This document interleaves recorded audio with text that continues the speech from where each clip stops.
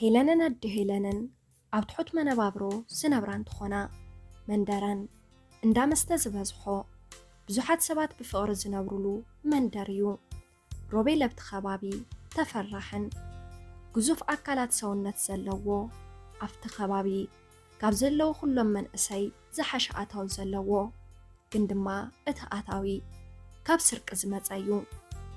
እዚ ዘይትፈልጥ ሄለን ምስ ሮቤል ምፍላጥ ሓሳባ ክሰርቃ ጀመረ።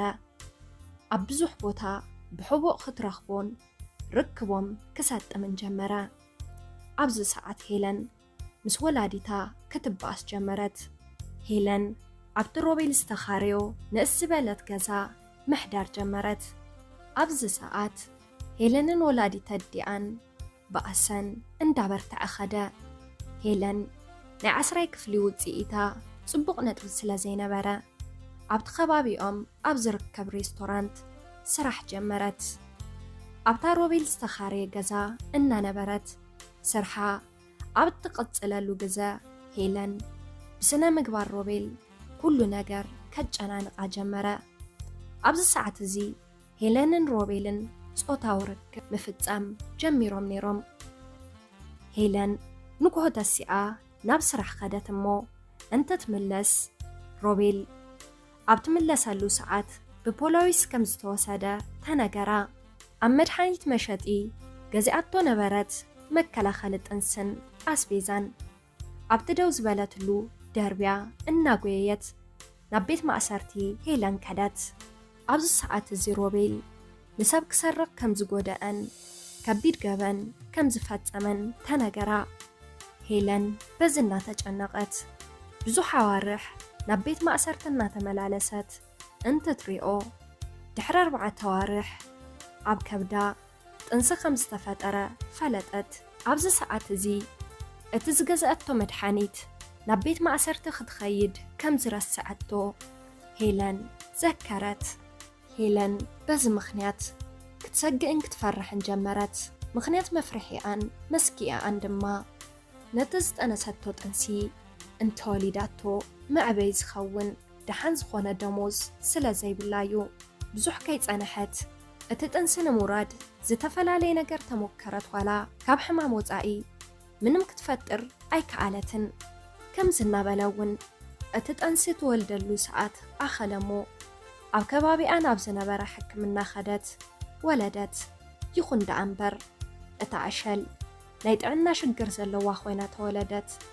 ምኽንያት ሕማም እታ ዕሸል ድማ ነቲ ጥንሲ ንምውራድ ትውሕጦ ዝነበረት መድሓኒት እዩ።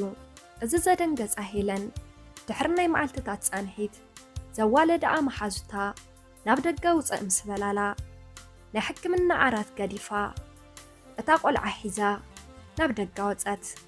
ኣብ ኣፍ በሪ እቲ ሕክምና ነታ ቆልዓ ደርብያታ ሄለን ጣፈአት።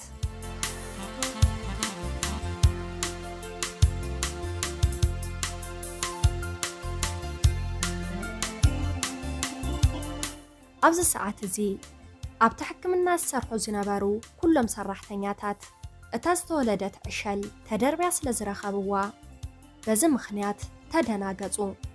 ኣብቲ ከባቢ ንዘሎ ወላዲ ዘይብሎም ህፃናት ዘዕብዩ ድርጅት ወሲዶም ንኽትዓቢ ገበሩ።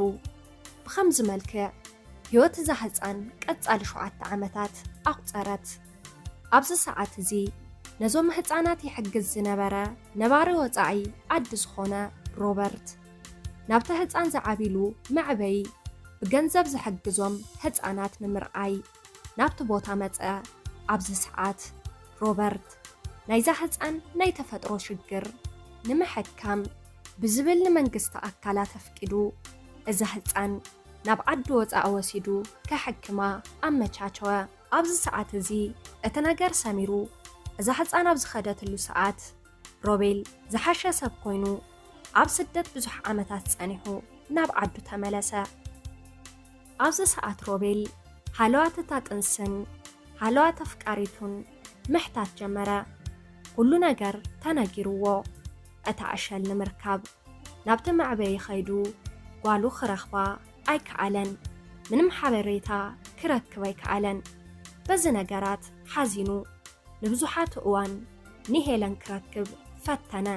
نزوني كعلن جنا دحروارح نابت زنبرو عدي نكخيد حموشت معلتي أبزق أريو جزاء نحكمنا خونتا توديا زتملست قالو كم زمتت تناغرو روبيل ملوء ليتو أبتناي حصانات معبي أفبر تتصبيو أتازرا خبا حصانون نتا أبتجزا زسانا ولاديتا مسالتو أتا عشل صبغتي ندي أتمثليا يعينتنا نبعا حاقفو سعاما روبيل كابتناي حصانات معبي بوتاوتيو كوسدا زخللو ولادي أمخانو زرغاغصلو نجر سلا زينبرو كامر أي زحلفه منم كجبر أي كعلن أبز ساعات روبيل ولادي تدعى نبز عبيت اللو مندر كيدو كنتاتا كتصار جمرة نبز سدتي لامس وزقت دهاي كم زي باللوم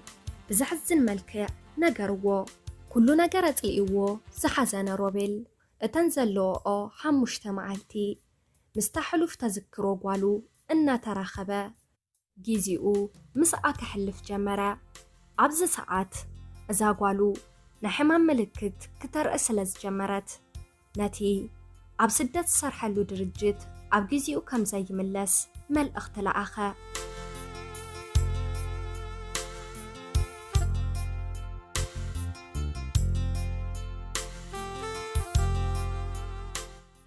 بملكت تعنا تاقوالو بحاخايم ككتات الجمرة أبز أوانزي روبيل كلو نجر كخبدو أبقالو ناي كلاليت حمام ملكتات كرة جمرة أبز ساعات زي إذا حتسانا بز زعبيت اللو معبي حتسانات إنا تملالسة زكتات لازنا برا حكيم روبيل ملوء مرمرا كجبر جمرة روبيل نحكمنا نقوالو حيزو واخدا أبز ساعات يونيرو بقلز زي الرأي مدوحتي أب كبدا خمس تجبرة زتردأ إذا استردأ حكيم نايزا حتسان حلوف بمتصراي اتمت وحتي كمي كم استجبرة كتصار جمرة